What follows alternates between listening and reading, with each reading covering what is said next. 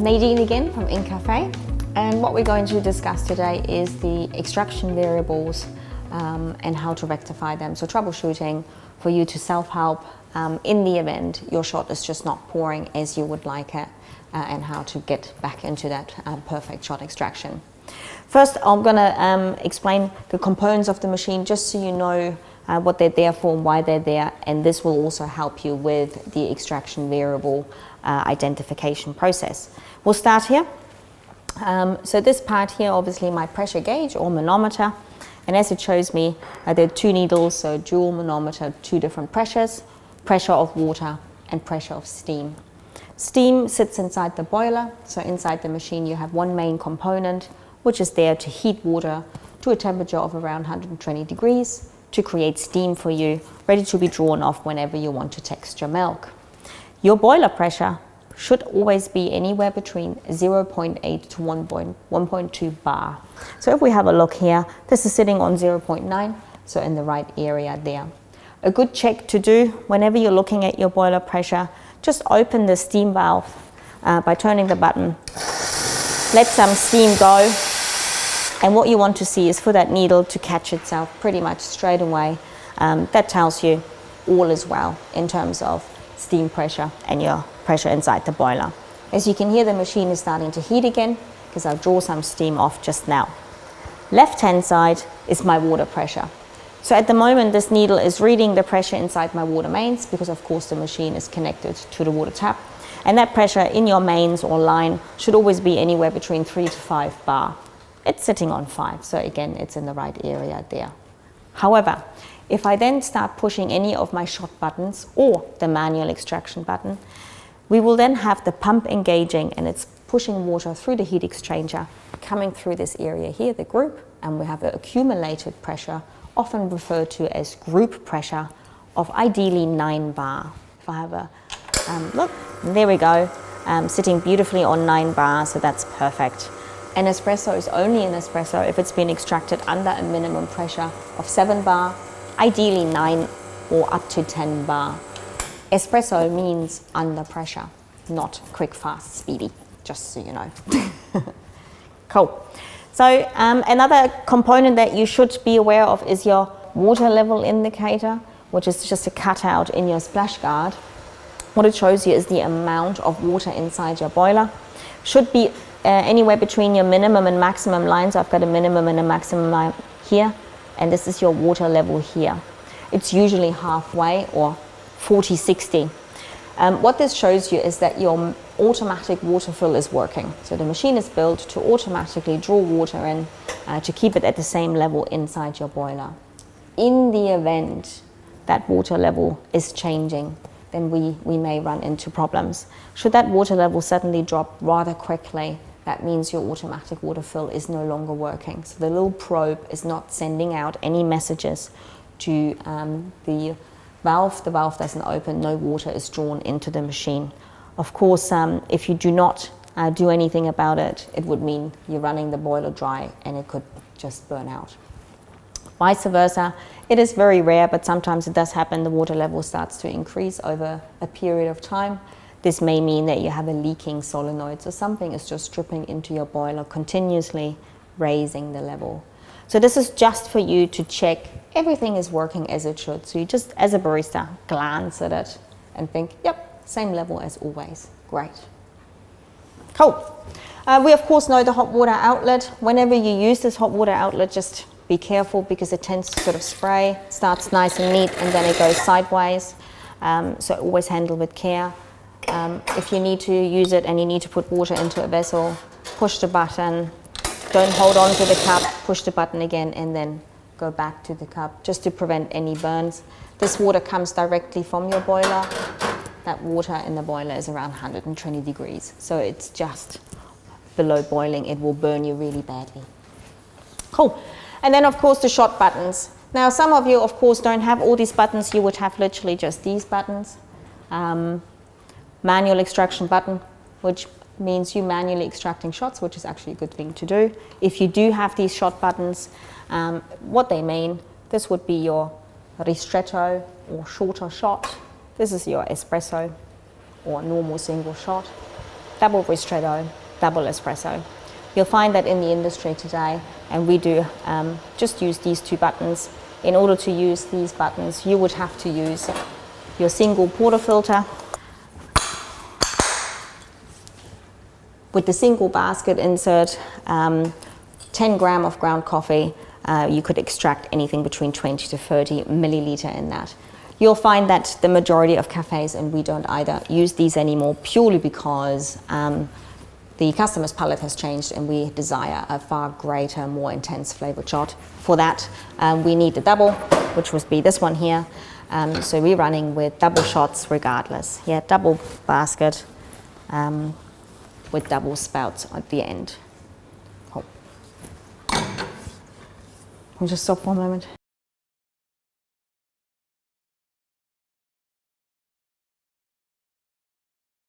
So let's talk about that perfect shot. What is it? So at Incafe, we use 20 grams, and what we would like to extract is anything between 40 to 60 milliliter of espresso liquid, and this should happen in a time of 22 to 26 seconds, ideally.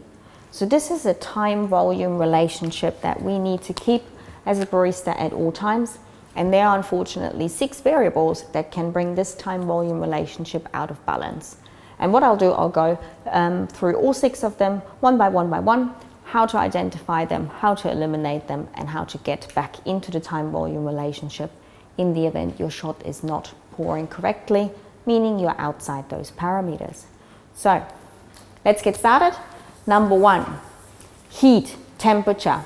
So temperature of water is really important.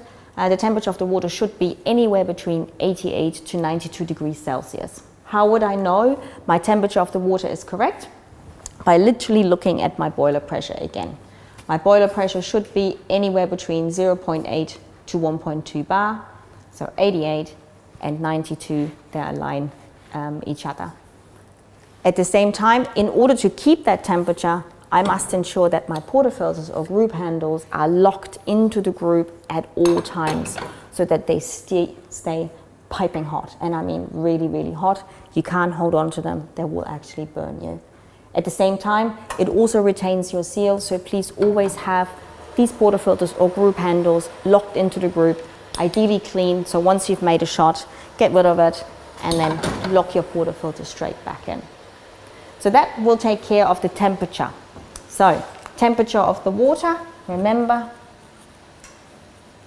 we're looking at 88 to 92 degrees Celsius. This is what we want to keep. And you would actually know that your machine is ensuring this by looking at your boiler pressure, which is, as a matter of fact, another variable anyway. So let's write that down as well. My boiler pressure, which needs to be 0.8 to 1.2 bar. So if my pressure sits at 0.8, I roughly have 88 degrees Celsius as a temperature of water coming through the group, extracting the shot. If I'm sitting at 1.2, I'm sitting roughly at 92 degrees Celsius. So you actually know just by looking at that. So we've got variable 1, ensuring temperature of the water, and we've got variable number 2, my pressures of the machine. And be aware, of course, each pressure or each machine's pressure are slightly different.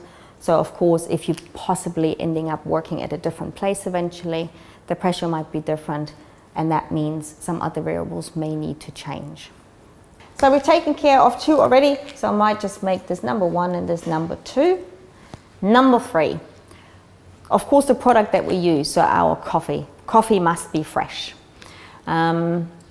Once you have opened the bag and you're putting it into your hopper, of course you've got about a week in there, which would never eventuate. But the most important thing is the beans that have been ground. Once beans have been ground, you will need to use that ground coffee within 15 minutes. So this is quite an important one, freshness of coffee. And I'll put that down here, number 3, freshness of, and I'll write down grind. And that should never ever be older than 15 minutes. Cool. Number 4, the amount of ground coffee that I use. And as I previously mentioned, 20 gram is the industry dose at the moment. This is what we use as well at Incafe. 20 gram, 4-hour shot, achieving this. So number 4, the dose, which must be 20 gram. Only 2 more. Number 5, what happens after dosing, after putting the ground coffee into your basket, is the tamping. So the pressure that I apply onto my ground coffee. So the tamping pressure. Number 5, tamping. And then number 6, actually the most important one. And if all of these 5 variables have been taken care of and your shot is still not pouring correctly, then it is number 6, which is the grind size, the consistency of your ground coffee. And this is 99% of the time your equalizer. So this is what actually needs changing. So number 6, the grind size. Cool. So what I will do, we'll actually put this in action now. So I'll show you how this acts with each other and how they correlate with each other, and how to identify which part is happening right now and how to eliminate this. We've talked about these variables. What I will do, I will literally just go through the process of putting the grind in, so dosing it, moving it around. This is called grooming. I will then apply pressure with the help of the tamper, and I will lock it into the group. We extract it, we will time it, and hopefully we end up in our parameters of 40 to 60 milliliter in a time frame of 22 to 26 seconds. And if we're not, something's not quite right, and we try to identify what it is. Cool. So unlock your portafilter. Make sure it is clean and dry. If there is some ground coffee or a lot of moisture in there, just give it a wipe. Turn on your grinder. Put your catcher on. Place it. Lid comes off.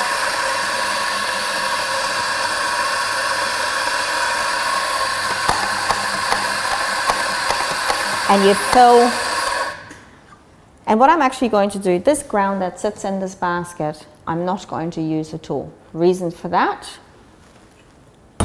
it's been sitting in there for quite a long time. It's been sitting there for definitely longer than 15 minutes. And I want to eliminate that one variable, freshness of ground, immediately. Also, in order to see whether I have 20 gram in my in my basket, I need to weigh it to show you. Cool. All right. So now we fill it. We'll make a small mountain. We give it a knock. What that does, it eliminates any air pockets. And then we just level it out, clean the ears, and let's see what we have got. 19.8. Woohoo! So that's pretty good. Anything 0.05 plus minus is acceptable, so I'm going to run with this. Put your portafilter on, grab your tamper. First part is just a level, no pressure involved. Lift it off, knock on the side. That makes that loose grind fall off. And then we give it one short, sharp pressure. That's it. So you do not want to lean on there with your whole body weight or standing on your tippy toes. It's just one really short, sharp pressure. Before we lock it in, purge, and then we lock the portafilter in 8 o'clock, so not here or here. It has to be at 8 o'clock until you can feel it lets you go to the right hand side. Pull it tight. And what we want is a 30 to maximum 60 ml shot in a time frame of 22 to 26 seconds. Time starts the moment I push the button. And what we would like to see is a delay time or initial time of about 4 or 5 seconds before the first coffee shows itself in our spouts here.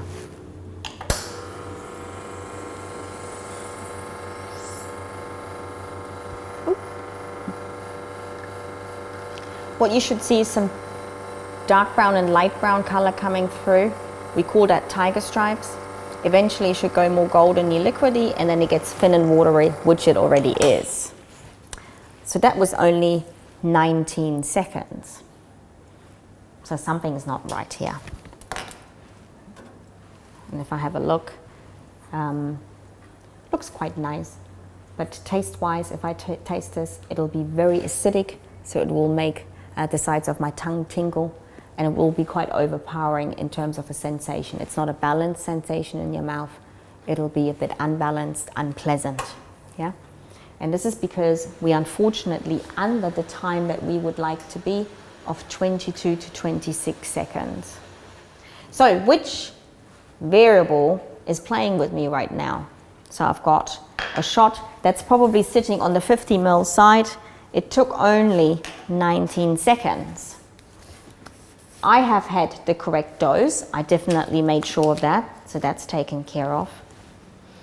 The tamping technique that I use is the same. I'm very consistent, and that's the key for success. You must have a very consistent tamping technique. I've taken care of that as well. Temperature was correct, and my portafilter was really nice and hot. My boiler pressure is also correct. Remember, I removed the first ground in there, so realistically, I shouldn't have any old grind in there either, so that's taken care of too. Which leads me to grind size. So it must be that the grind size is not correct. So, is it too coarse or is it too fine? It's too coarse. So what it means, we don't have enough absorption area for the water to slow down and remove all those wonderful flavors that we would want. So we need to increase absorption area by making our grind a little bit finer. So let me explain how to make adjustments on the grinder. As you know, top part's the hopper. Make sure we actually have beans flowing into the burrs underneath your grind adjuster. You have got all these little ridges here on your burr collar, and each little ridge, or increment we call them, equals 8 seconds change in your extraction time.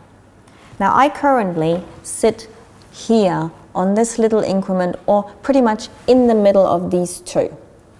Here is my point of reference, my little triangle. I am right in the middle of these two. If we remember, my extraction time was 19 seconds. I quite like to be anywhere between 22 to 26. So how much adjustment should I do? If I do one full incremental adjustment, it would bring me to 27. I don't really want to go that far, so I'm going to just adjust by half an increment, and I can do that. My grinder is designed to do the smallest adjustment possible.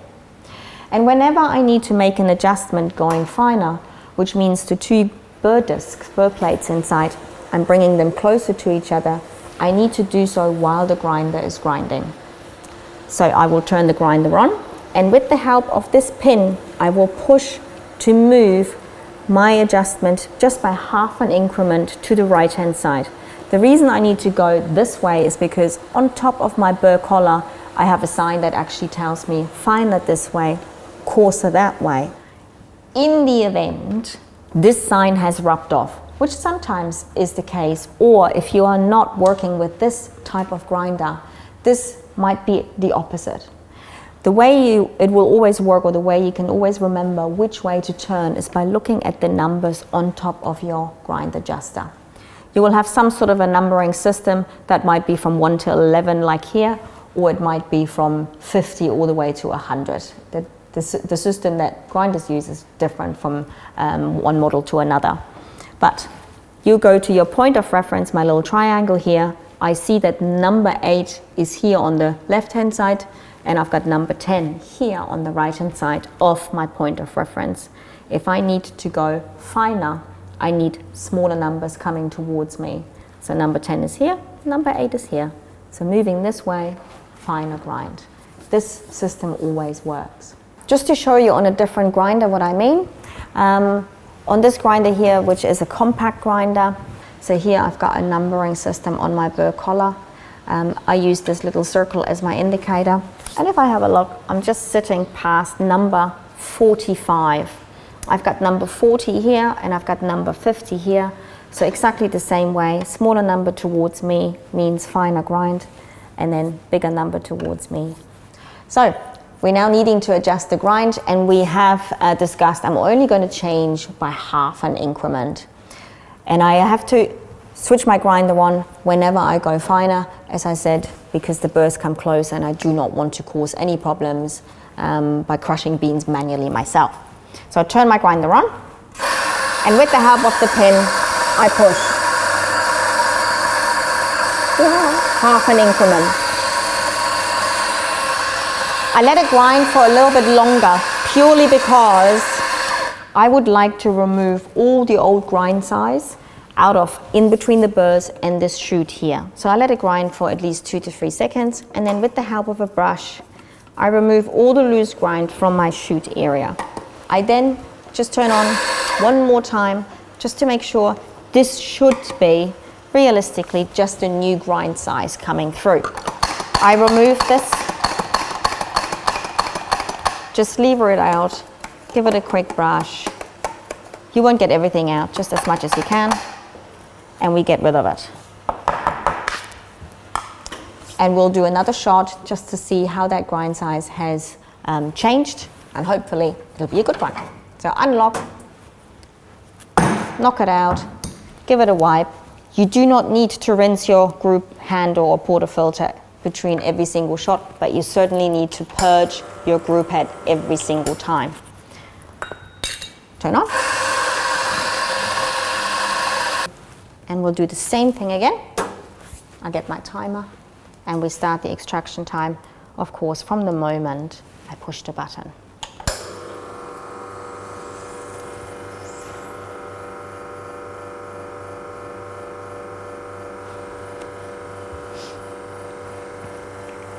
And you should be able to see these tiger stripes now, so really dark and light brown coloring coming through.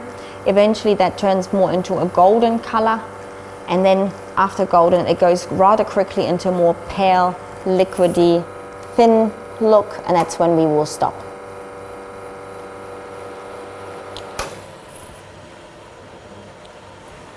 So 31 seconds. Unfortunately not in the parameter where we want to be, and I've tasted it, and of course it is really bitter, which marks itself on the roof of your mouth, on your gum. It's this carpet, and it's this feeling of, what is that? And it's unfortunately not going away. When we're going past the 26, 27 seconds range, that's when bitterness kicks in, and unfortunately will start to overpower the rest of the nice components in our shot. So we must prevent that. How did it happen? Well, I over-adjusted, but I did that purposely, just to show you how a very small adjustment on your grinder has a humongous outcome. Yeah, so whenever you make an adjustment, it is minimal, really. So I'm going to just adjust back, and we'll do another shot, and realistically, it should then be the perfect shot. So I'm going now coarser, not finer, which means I can do this stationary. I don't need to turn the grinder on when I do this. I can literally just turn my burr collar to the adjustment where I'd like to be, and I'm going to go back by just half because I actually adjusted by 1 increment purposely. Sorry. So I'll go back. So I've made the adjustment. I turn on my grinder just to remove that old grind, wrong grind size. Again, 2 seconds. With my brush it out, give it another quick one, empty this out again, and remove.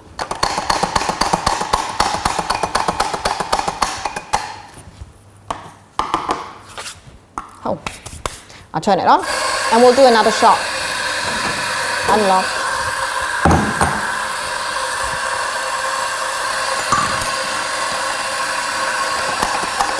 Fill your basket. Make a small mountain, hold it, 1 knock, level it out,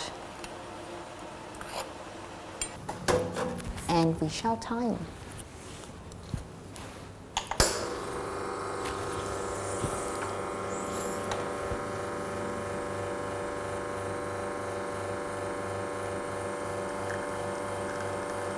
Nice tiger stripes. So it's looking really good. You can see there's a difference in the pour. It's not quite as thin as the last one was. And again, remember, as soon as it's gotten golden, it goes watery quite quickly, and that's when we stop. 25 seconds. Woohoo! So here we go, looking beautiful. This slow settling effect of the crema, we call it the Guinness effect because it looks like Guinness. And the more you have that Guinness effect, the more flavor is actually in that shot. And what I look for is a really balanced sensation. So My tongue is tingling and I can feel there's something happening everywhere in my mouth. And it's just a really beautiful flavored shot.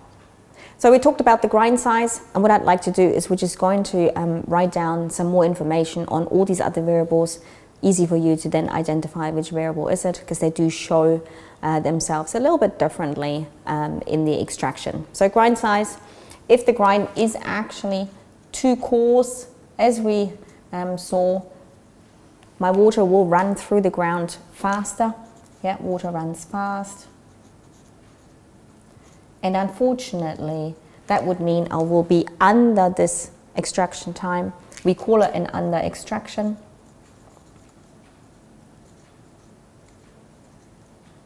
And the flavor is very acidic and watery. If my grind is too fine, I showed you as well, too fine, unfortunately water then runs too slow, which gives us an over extraction, and the flavor will be unfortunately bitter. Cool. This is your last resort, your grind size, changing the grind size. You always need to make sure that all the other variables are being taken care of. And the reason that you will need to change your grind size on a regular basis is due to the fact that coffee is hygroscopic. What it means, it absorbs moisture just naturally while it's sitting in the hopper. And when it's obviously absorbed moisture, the absorption rate inside the basket when the water meets the ground coffee is altered. We can only rectify this natural phenomena by adjusting the grind size, so reducing or increasing the surface area or absorption area. So a barista, or generally you as the barista, you will need to adjust the grind 2 to 3 times during the day, definitely in the mornings, as you probably know already. Cool. So if it's not the grind size, obviously make sure the temperature is ensured 88 to 92 degrees. You do this by ensuring portafilters are locked in at all times.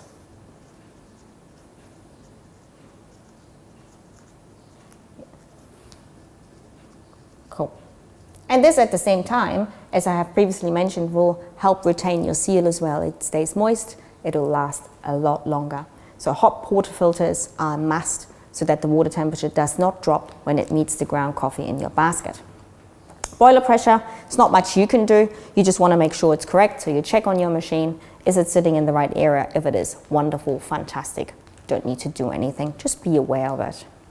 Freshness of the grind, we talked about it. Make sure nothing is older than 15 minutes. So if you had a slow period or it's late in the afternoon, just think, has this ground been in there for more than 15 minutes? If you're not sure, turn it on, a couple of seconds, remove it, and then do a shot. Otherwise, you will give your customers a really bitter tasting coffee and they probably won't come back. And this is definitely not something we would want. Early in the morning, same scenario. The ground that sits in between your burrs, although you may have cleaned the dosing chamber out, is sitting there overnight. Turn on your grinder for a couple of seconds, remove all the old grind, and then do your test shot. Otherwise, it will not show you correctly the reading of your grind size, because at this particular moment, you're dealing with this variable, old grind. How you know there is some old grind in your mix? The first pour of your extraction, so as soon as it starts to pour, should have that creamy honey-like sensation, not sensation, more look. If it's dark colored or almost black in color, that means there is some old grind in the mix. Yeah. So the first pour will be really, really dark looking, and that indicates you have had some old grind in the mix. Cool. And then we have the dose. Of course, I'm not going to ask you to measure every single dose, but when you set up your grind in the morning, do ensure that your dosing technique gives you the correct amount. You should have a very consistent technique giving you this correct amount. If you're not, then please practice to get to a technique that allows you to get a consistent dose of 20 gram plus minus 0.5. And then tamping, same scenario. Your tamping pressure or technique must be as consistent as it possibly can be. Every single time you change your tamping pressure, you will alter the extraction time. If you apply too much pressure, the water initially trying to run through the ground coffee will struggle. And unfortunately, at that moment, we're extracting chemicals and bitterness, and you get a really bitter and almost burnt tasting shot. The extraction time itself might be still correct, but the actual delay time, so the initial time from the moment you push the button until the first spore shows itself, is longer. And that indicates you have applied too much pressure, and unfortunately the flavor is gone. Yeah, bitter, burnt. Vice versa, if you don't actually apply enough pressure, it will run rather quickly through, so 3-second delay possibly, and what we're getting is a very weak and bitter tasting coffee. So again, definitely not something that we want. So again, ensure your tamping technique is very, very consistent so that we get consistent outcomes. Basically, everything that you do over here will determine what's happening over there. And if you ensure this is correct, this will be correct, until possibly the grain size may have adjusted itself due to changes in the atmosphere. Cool. So just really quickly, I write this down: as consistent as it possibly can be. Yeah, consistency is the key.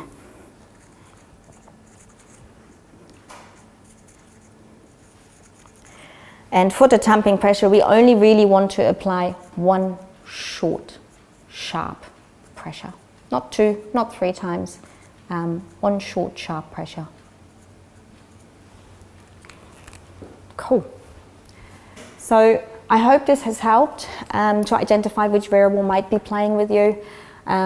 Just remember, if you're not sure, do a test shot, definitely time the shot, and then in your head go through those variables.